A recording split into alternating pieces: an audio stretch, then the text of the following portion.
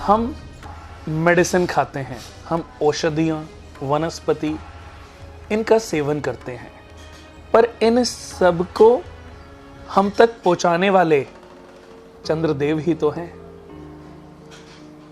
जितनी भी हमारी औषधियाँ हैं, वनस्पतियाँ हैं, जिनका हम लाभ प्राप्त करते हैं, ये सब चंद्रमा से देखी जाती हैं।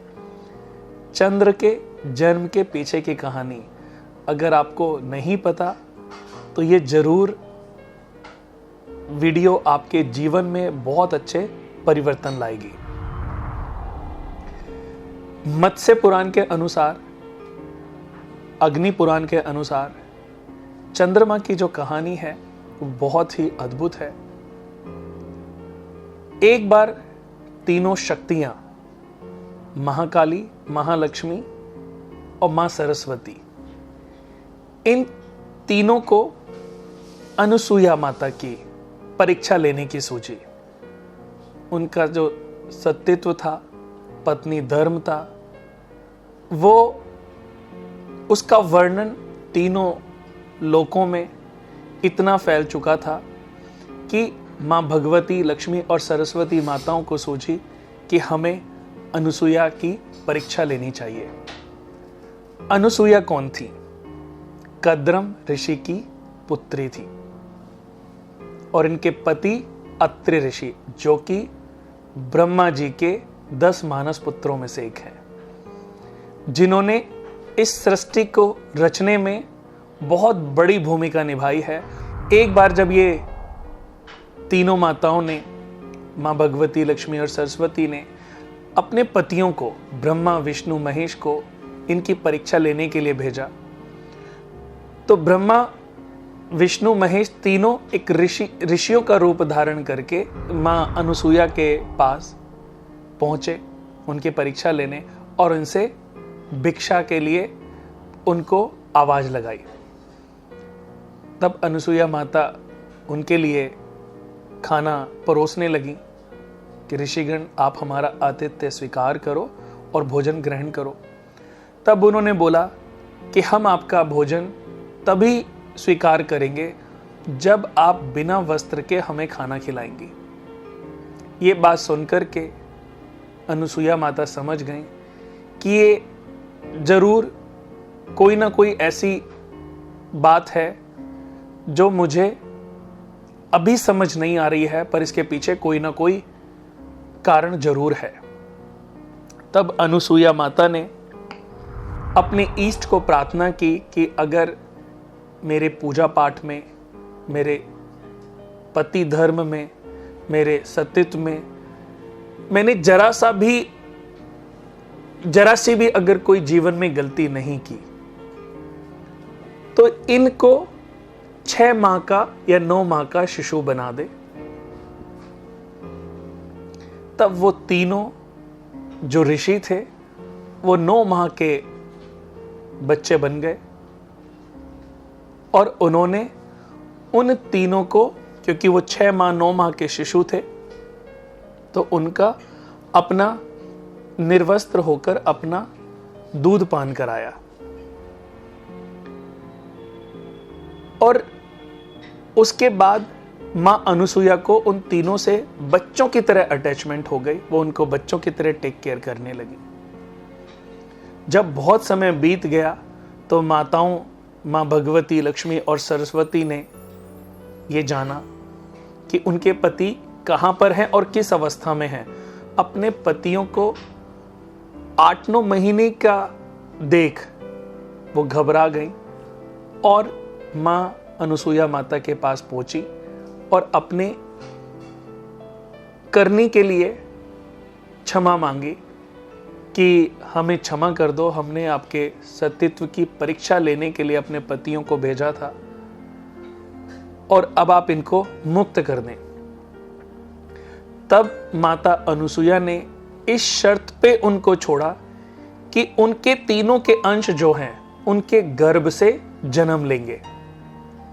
तब उन तीनों ने, ब्रह्मा, विष्णु, महेश ने अपना अपना अंश जो है अनुसुईया माता को प्रदान किया और उनसे 3 पुत्रों का जन्म हुआ। एक चंद्र देवता, एक दुर्वासा ऋषि और एक दत्तात्रेय भगवान।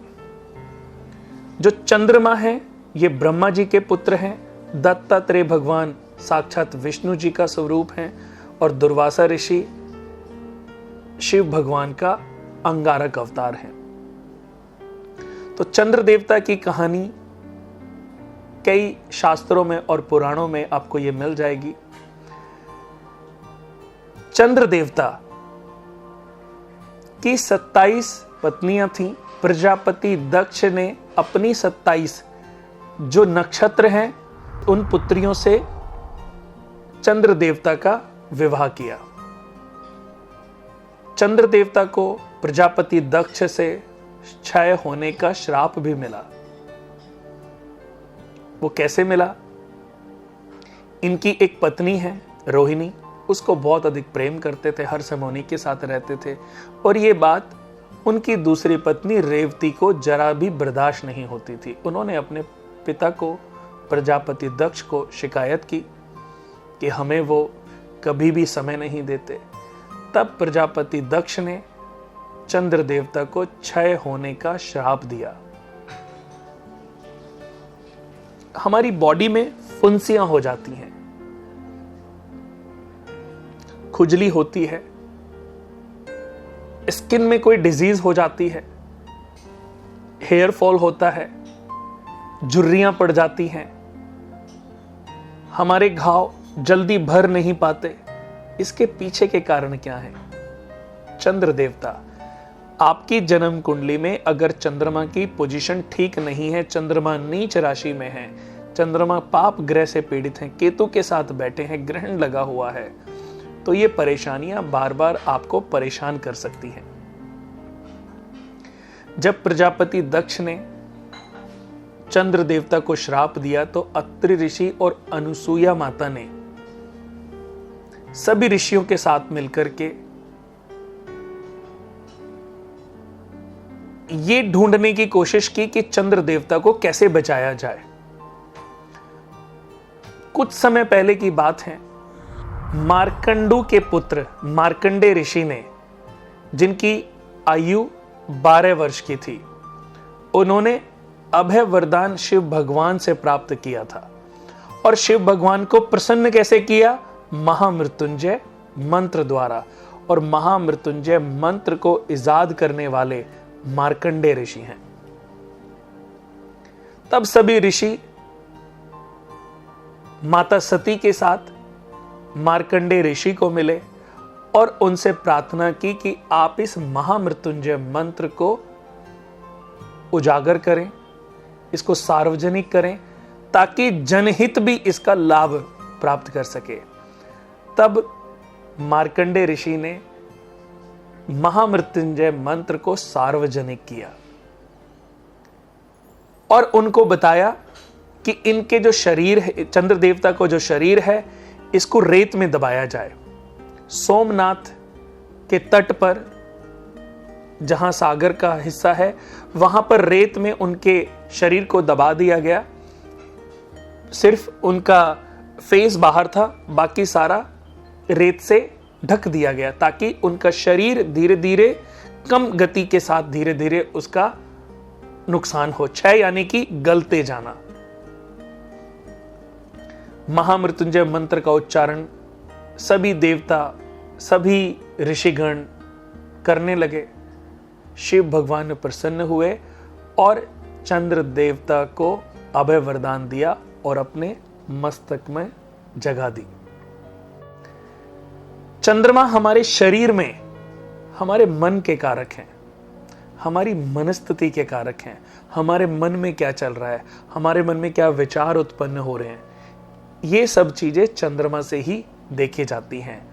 मान सम्मान, नवीनता, मन का भंग होना, फ्लक्चुएशन जो होती है मन की, ये सब चंद्रमा से देखी जाती है। चंद्रमा वृश्चिक राशि में नीच के और वृषभ राशि में उच्च के माने जाते हैं। मेष राशि में चंद्रमा अच्छे होते हैं, वृषभ राशि में उच्च के, 3 नंबर में मिथुन राशि में, शत्रु होते हैं, 4 नंबर में सुग्रही होते हैं, 5 नंबर में मित्र होते हैं, 6 नंबर में शत्रु होते हैं, 7 नंबर में भी मित्र होते हैं, 8 नंबर में नीच के सबसे खराब फल देते हैं, 9 नंबर में भी चंद्रमा को स्थिर माना गया है, अच्छा फल देते हैं, 10 नंबर में चंद्रमा को अच्छा नहीं माना जाता, बहुत ज्यादा कंफ्यूजन प्रदान करते हैं। 11 नंबर में स्थिर, क्योंकि कुंभ राशि में स्थिरता प्रदान करते हैं और मीन राशि में बहुत ही फ्लक्चुएशन लाते हैं। जैसे कि मछली स्थिर नहीं रह सकती, टिक नहीं सकती एक जगह पर, ऐसे ही मीन राशि में अगर चंद्रमा बैठ जाए किसी भी जातक के जन्म कुंडली में, तो वो व्यक्ति एक जगह कभी टिक नहीं सकता। उसके मन की फ्लक्चुएशन बहुत ज्यादा रहती है। अभी कुछ सोचेगा, थोड़ी देर बाद में कुछ सोचेगा, अभी कुछ डिसीजन लेगा, थोड़ी देर बाद उसका डिसीजन बदल जाएगा, अभी यहां बैठेगा, थोड़ी देर बाद उठ के वहां बैठ जाएगा, फिर वहां चला जाएगा। वो मन से पीड़ित रहता है। हमें ये जरूर समझना पड़ेगा कि हमारी जन्म कुंडली में चंद्रमा की पोजीशन क्या है, चंद्रमा के लाभ हमें कैसे प्राप्त हो सकते हैं, अगर चंद्रमा की स्थिति ठीक नहीं है तो कैसे उसकी अशुभता को हम कम कर सकते हैं।